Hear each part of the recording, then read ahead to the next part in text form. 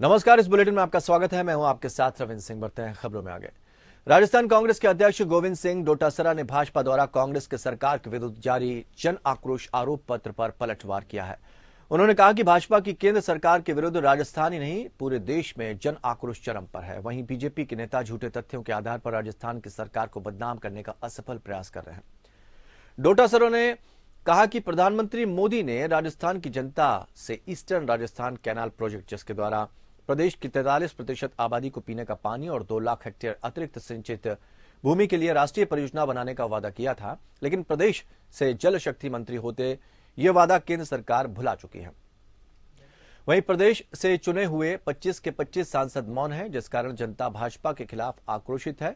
उन्होंने कहा कि राजस्थान की कांग्रेस सरकार ने 9600 करोड़ रुपए बजट में आवंटित कर परियोजना को शुरू किया और केंद्र सरकार द्वारा सहायता न पूरा करने पर भी इसे पूरा करने का बीड़ा उठाया। उन्होंने कहा कि केंद्र सरकार महंगाई और बेरोजगारी कम करने में नाकाम रही है, जिसके आर्थिक नीतियों के कारण अमीर और अमीर बन रहा है, वहीं गरीब और गरीब हो रहा है। डोटासरा ने कहा कि राजस्थान ही एकमात्र प्रदेश है जहां पर शहरी बेरोजगारों की रोजगार की गारंटी के लिए इंदिरा गांधी शहरी रोजगार गारंटी योजना लागू की गई है।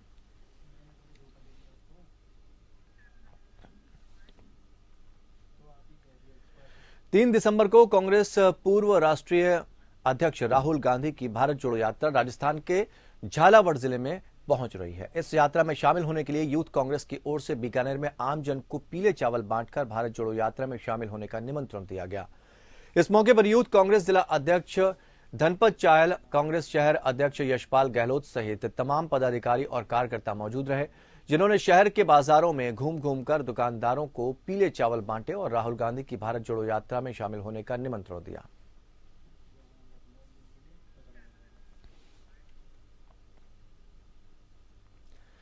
खबर चुरू के सरदार शहर से है। यहां ऊर्जा मंत्री भंवर सिंह भाटी ने उपचुनाव में कांग्रेस को जिताने की अपील की। नौसरिया गांव में जनसभा को संबोधित करते हुए स्वर्गीय भंवर लाल शर्मा को याद कर वो भावुक हो गए। भावनात्मक अपील करते हुए भंवर सिंह भाटी ने लोगों से कहा कि भंवर लाल शर्मा के बेटे अनिल शर्मा को वोट दें। उनके बचे हुए काम को पूरा करने के लिए कांग्रेस को वोट और अनिल शर्मा को आशीर्वाद देने की उन्होंने अपील की। ऊर्जा मंत्री ने ग्राम बड़वा, मालासर और नौसरिया सहित सरदार शहर विधानसभा क्षेत्र में जनसंपर्क किया। आपको बता दें कि भंवर लाल शर्मा इस विधानसभा क्षेत्र से 7 बार विधायक रहे थे। उनकी मौत के बाद यहां उपचुनाव हो रहा है। चुनाव आचार संहिता का माहौल है। 5 तारीख को वोटिंग हो जाएगी, 8 तारीख को रिजल्ट आ जाएगा। उनके पुत्र अनिल जी जो एक सुलझे हुए इंसान है, उनको भी अभी राज्य मंत्री का दर्जा अशोक गहलोत जी ने दे रखा है, बोर्ड का चेयरमैन बना रखा है, तो वो भी अपने पिताजी के कदमों पर चल रहे हैं। उनको कांग्रेस पार्टी ने टिकट दिया है। मैं वैसे भी आप लोगों ने 5 साल के लिए ये सीट भंवर लाल जी को आपने दी थी। जयपुर में खाद्य एवं नागरिक आपूर्ति मंत्री प्रताप सिंह खचरियावास ने केंद्र सरकार पर निशाना साधते हुए सरकार पर महंगाई, गरीबी और बेरोजगारी बढ़ाने का आरोप लगाया। उन्होंने कहा कि देश में भाजपा की केंद्र की मोदी सरकार के खिलाफ भारी जन आक्रोश व्याप्त है। आटा, दाल, चावल, मुरमुरे, मखाने, दही, छाछ, नमक, दवाइयां, शिक्षा, कचरे तक पर टैक्स लगाकर मोदी सरकार ने लोगों का जीना मुश्किल कर दिया है। पहले आटे पर टैक्स लगाने के बाद पराठे पर 18% टैक्स लगाकर मोदी सरकार ने यह साबित कर दिया ना तो आटा खाने देंगे ना पराठा खाने देंगे। मंत्री खाचरियावास ने कहा कि राजस्थान में सरकारी अस्पताल में MRI, CT scan, heart transplant, kidney transplant चाहे करोड़ों का इलाज हो, 1.5 लाख और 5-5 लाख के इंजेक्शन फ्री हैं। चिरंजीवी योजना में सरकार 10 लाख तक का इलाज फ्री करती है। 50 यूनिट फ्री करके 26 लाख घरों में बिजली कनेक्शन का बिल 0 कर दिया गया। किसानों को 12,000 रुपए सालाना सहायता दी जा रही है। सरकारी स्कूलों में महात्मा गांधी इंग्लिश मीडियम स्कूलों ने क्रांति खड़ी कर दी है। राजस्थान की कांग्रेस की गहलोत सरकार का काम बोलता है, भाजपा का झूठ, फरेब और धोखा अब नहीं चलेगा। केंद्र सरकार संभालो काका, शर्म ही को नहीं आएगी। पेट्रोल डीजल में आग लगा दी, मर रहे हैं लोग। लोकतंत्र तो आपने खत्म कर दिया। मनमानी कर रहे हो, टैक्स लगा रहे हो। तो धर्मेंद्र प्रधान कौन आयो भाई? जो है वो राजस्थान कहाँ की रंजिश? अरे बीजेपी के लोगों, हमारा कोई घर है वो तो हम संभालेंगे। तुम तो ईमानदारी से देश संभालो। पूरे देश का राज दे दिया, रोज बाटे फेंकते हैं, ले खा पेट्रोल की महंगाई, ले खा डीजल की महंगाई, ले ये आटे पर टैक्स, अब ले संभाल पराठे पर 18% का टैक्स, दे पत्थर दे, कितना मारोगे। अलवर जिले के रामगढ़ में बीजेपी किसान मोर्चा की बैठक हुई। बैठक में जन आक्रोश यात्रा की तैयारियों को लेकर विचार विमर्श किया गया। बैठक में मोर्चा के कई नेता शामिल हुए। इस मौके पर नेताओं ने गहलोत सरकार को हर मोर्चे पर फेल बताते हुए कहा कि राज्य में लगातार अपराध का ग्राफ बढ़ता जा रहा है। कांग्रेस सरकार की नाकामी के खिलाफ मोर्चा की जन आक्रोश यात्रा में बीजेपी किसान मोर्चा हर विधानसभा में 4-4 किसान चौपालों का आयोजन करेगी। इस दौरान मोर्चा के नेता और कार्यकर्ता केंद्र की मोदी सरकार की जन कल्याणकारी योजनाओं की जानकारी जनता को देंगे। जनता में जो आक्रोश है उसको रैली के रूप में प्रदर्शन किया जाएगा और भाजपा इसके लिए कंधे के साथ कंधा मिलाकर जनता के साथ खड़ी रहेगी। और कांग्रेस सरकार के झूठे वायदे, किसानों के जो ऋण माफी के वायदे और साथ में किसानों द्वारा जो चिरंजीवी योजनाओं में दर दर भटकने के लिए लोगों को, बीमार लोगों को मजबूर किया जाता है। शिक्षा के क्षेत्र में जो छात्रवृत्तियां जो दर दर भटक रहे हैं, बेरोजगार जो जिनको 3-3 हजार के लिए छात्रवृत्तियों के लिए घोषणा की थी, वो बेरोजगार भटक रहे हैं। ऐसे जन आक्रोश जनता में इतना बढ़ चुका है कि भारतीय जनता पार्टी को जन आक्रोश रैली के तहत जनता की आवाज बनना पड़ रहा है। विराटनगर के राष्ट्रीय राजमार्ग संख्या 248 पर शाहपुरा से अलवर की ओर जा रहा कंटेनर अचानक बेकाबू होकर दौड़ने लगा और नशे में धुत चालक ने कंटेनर को दौड़ाते हुए 5 वाहनों को अपनी चपेट में ले लिया। इतना नहीं, कंटेनर चालक एक बाइक को टक्कर मारता हुआ 1 किलोमीटर दूर तक घसीटते हुए ले गया। हादसे में बाइक सवार की मौके पर ही मौत हो गई। सूचना मिलने पर मौके पर पहुंची पुलिस ने कंटेनर को रोकने की कोशिश की, जहां चालक ने पुलिस जीप को भी टक्कर मारने का प्रयास किया। बाद में पुलिस ने कोहड़ा मोड़ के पास वाहन को रुकवाकर चालक को गिरफ्तार कर कंटेनर को जब्त कर लिया। विराटनगर पुलिस अधीक्षक संजीव कुमार चौधरी ने बताया कि शाहपुरा से अलवर की ओर जा रहे एक अनियंत्रित कंटेनर ने कस्बे के बस स्टैंड के पास एक के बाद एक करके 5 वाहनों को टक्कर मार दी। टक्कर के बाद चालक कंटेनर को तेज गति से अलवर की ओर भगा ले गया।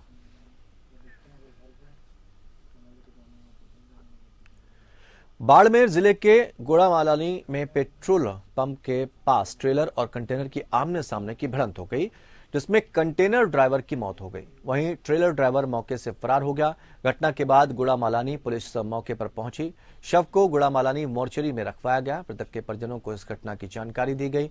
पुलिस के मुताबिक बालोतेरा से रामजी के गोल जा रहे कंटेनर और ट्रेलर की आमने सामने की भिड़ंत हो गई। भिड़ंत इतनी भीषण थी कि ट्रेलर और कंटेनर एक दूसरे के ऊपर चढ़ गए।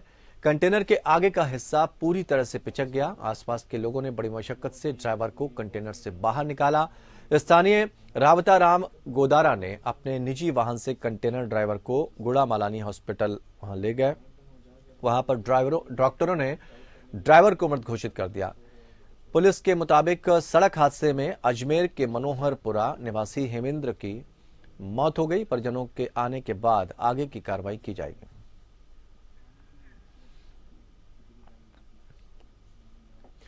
बीएसएफ जवानों ने राजस्थान के श्रीगंगानगर जिले में भारत पाक सीमा श्रीकरणपुर पर बॉर्डर एरिया में घुसपैठ की कोशिश की, जिसको विफल कर दिया गया।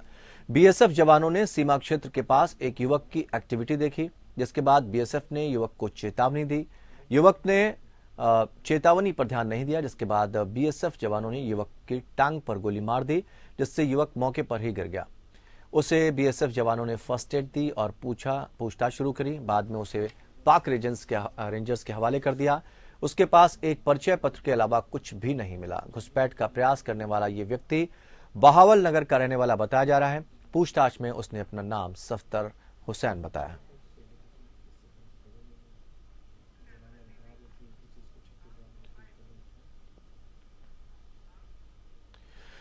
अलवर जिले के बहरोड थाना पुलिस ने बड़ी कार्रवाई करते हुए अवैध हथियार रखने और उनका प्रदर्शन सोशल मीडिया पर करने वालों के खिलाफ कार्रवाई करते हुए आरोपी रजत उर्फ रामफल पुत्र राम सिंह गुर्जर निवासी जैन पुरबास बहरोड को गिरफ्तार कर कब्जे से एक देसी पिस्टल में 2 जिंदा कारतूस बरामद की है। बहरोड थानाधिकारी वीरेंद्र पाल ने बताया कि अवैध हथियार रखने और उनका प्रदर्शन सोशल मीडिया पर हवाबाजी करने वालों के विरुद्ध कार्रवाई करते हुए जैनपुरबास के रजत उर्फ रामफल को अलवर से गिरफ्तार करके उसके पास से पिस्तौल और 2 जिंदा कारतूस बरामद किए गए।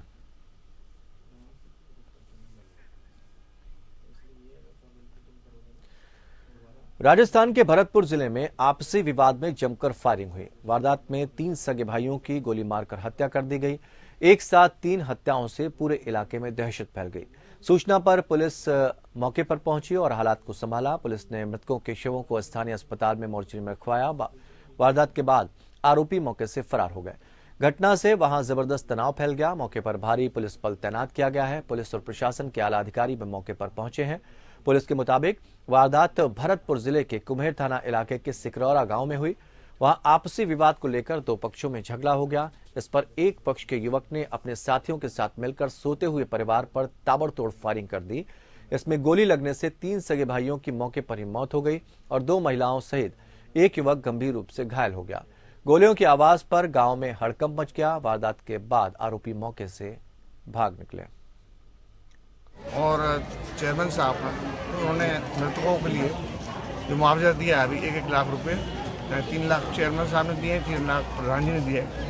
और पुलिस को अपना काम कर रही है। पुलिस आई साहब मेरे साथ हैं, कलेक्टर साहब भी साथ हैं, एसपी साहब भी साथ हैं। जो भी आदमी इसमें इन्वॉल्व है 1% उसको छोड़ा नहीं जाएगा। और इस तरीके की घटनाएं दिन रोज़ बढ़ती जा रही हैं। जैसा मैंने बार बार कहता था कि सहनशीलता घटती जा रही है। सहनशील छोटी छोटी बातों पर गोलियां चलें, आदमी मरें, इससे ज़्यादा अशांति क्या हो सकती है। ये दुखद बात है। कार्रवाई पूरी होगी, सरकार पूरी कार्रवाई करेगी और सरकार को भी कलेक्टर साहब लिख रहे हैं जिससे कि 5-5 लाख का इनको मुआवजा और मिल जाए। दिल्ली में श्रद्धा मर्डर केस जैसी एक और वारदात को अंजाम दिया गया है। इस हत्याकांड को एक मां बेटे ने मिलकर अंजाम दिया है। इस मामले में क्राइम ब्रांच ने एक महिला और उसके बेटे को गिरफ्तार किया है और बताया जा रहा है कि बेटे ने मां के साथ मिलकर पिता की हत्या को अंजाम दिया और फिर शव को काटकर फ्रिज में रख दिया। दिल्ली पुलिस की क्राइम ब्रांच ने ईस्ट दिल्ली में मिल रहे इंसानी शरीर के टुकड़ों की गुत्थी को सुलझा लिया। पांडव नगर के रहने वाले एक युवक की लाश को एक घर में रोज काटकर फ्रिज में रखा जाता था, जिसके बाद रोजाना शव के टुकड़ों को पांडव नगर और ईस्ट दिल्ली के अलग अलग इलाकों में फेंक दिया जाता था। कत्ल की इस खौफनाक वारदात को मां बेटे ने मिलकर अंजाम दिया था। दोनों मां बेटे ही अपने घर में शव के टुकड़े कर फ्रिज में छुपा कर रखते थे और फिर उसे पांडव नगर इलाके में फेंक दिया करते थे। इस हत्याकांड के पीछे अवैध संबंध का भी शक जताया जा रहा है और क्राइम ब्रांच की टीम ने आरोपी मां बेटे पूनम और दीपक को गिरफ्तार कर लिया। जिस व्यक्ति की हत्या की गई उसका नाम अंजन दास है। आरोपियों ने हत्या के बाद शव के टुकड़े अलग अलग जगह फेंक दिए थे।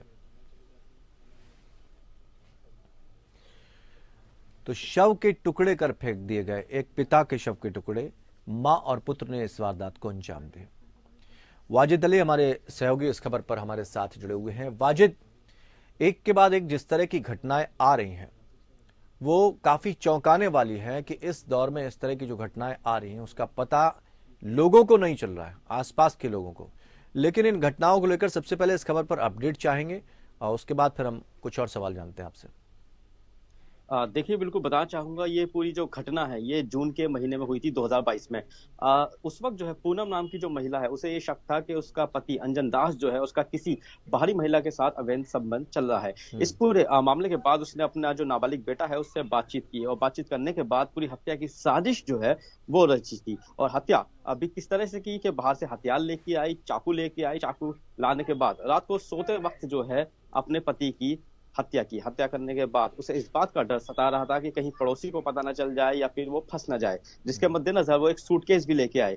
सूटकेस के अंदर क्या किया, पहले उसने अब शव को जो है पहले फ्रिज में रखा। फ्रिज में रखने के बाद उस सूटकेस के अंदर छोटे छोटे टुकड़े करके जो है थोड़े थोड़े करके, यानी कई दिन इसमें लगे थे, उन टुकड़ों को जो है उन्होंने इसी पार्क के अंदर, जिस वक्त मैं जहां पर खड़ा हुआ हूं यहाँ पर, फेंका था। उसके बाद पुलिस लगातार जो है छानबीन कर रही थी क्योंकि पुलिस को एक सर जो है वो बरामद हुआ था जिससे साबित हुआ था कि वो सर जो है किसी युवक का है। उसके बाद पुलिस छानबीन कर रही थी। तो उस छानबीन के बाद जो है पुलिस को अहम सुराग जो मिले हैं, जिसके मद्देनजर इस सामने निकल कर आया है कि पूनम और उसके नाबालिग बेटे ने ही अंजन दास की हत्या की है। वजह पता लग पाई है वाजिद कि किस वजह से इस शख्स की हत्या की गई? क्या इसके पीछे के कारण थे जो इस तरह की विभत्स घटना को अंजाम दिया गया?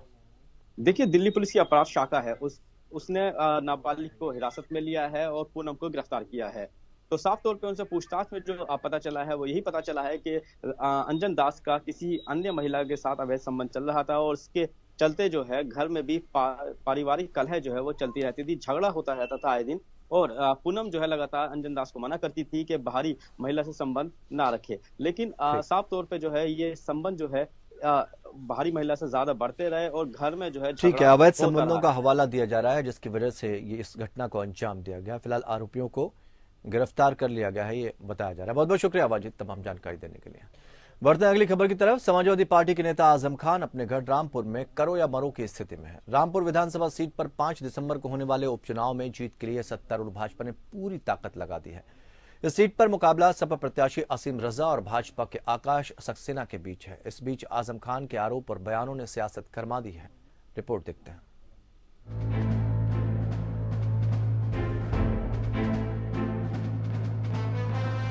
समाजवादी पार्टी के नेता आजम खान अपने गढ़ रामपुर में करो या मरो की स्थिति में है। रामपुर विधानसभा सीट पर 5 दिसंबर को होने वाले उपचुनाव में जीत के लिए सत्तारूढ़ भाजपा ने भी पूरा दम लगा दिया है। इस सीट पर मुकाबला सपा प्रत्याशी असीम रजा और भाजपा के आकाश सक्सेना के बीच है। इस बीच आजम खान के आरोप और बयानों ने सियासत गरमा दी है। अपने क्षेत्र में एक जनसभा को संबोधित करते हुए आजम खान ने कहा, ये आबादी बदनसीबों की आबादी है। दुनिया के सबसे कम नसीब लोग मेरे लोग यहाँ रहते हैं, इसलिए उन पर सितम ढाया जा रहा है। हर लम्हा जुल्म का इंतजार। ये आबादी बदनसीबों की आबादी है। पूरी दुनिया के सबसे कम नसीब लोग मेरे लोग यहाँ रहते हैं, इसलिए उन पर सितम ढाया जा रहा है। मेरा दिल फट जाएगा, मेरा दिल फट जाएगा अगर तुमने बेवफाई की तो। अब मेरे साथ धोखा मत करना, मेरे पास बहुत वक्त है भी नहीं। मत करना धोखा मेरे साथ। आजम खान ने रामपुर की जनता को संबोधित करते हुए कहा, मेरा दिल फट जाएगा अगर तुमने बेवफाई की तो। अब मेरे साथ धोखा मत करना, मेरे पास बहुत वक्त है भी नहीं। मत करना धोखा मेरे साथ। आजम खान ने बिना नाम लिए बीजेपी पर हमला बोला। उन्होंने कहा, अच्छी तरह जान लो भेड़िया तुम्हारे दरवाजे पर खड़ा है। अगर वो तुम्हारे घर के अंदर दाखिल हो गया तो अपनी आबरूओं की हिफाजत नहीं कर सकोगे।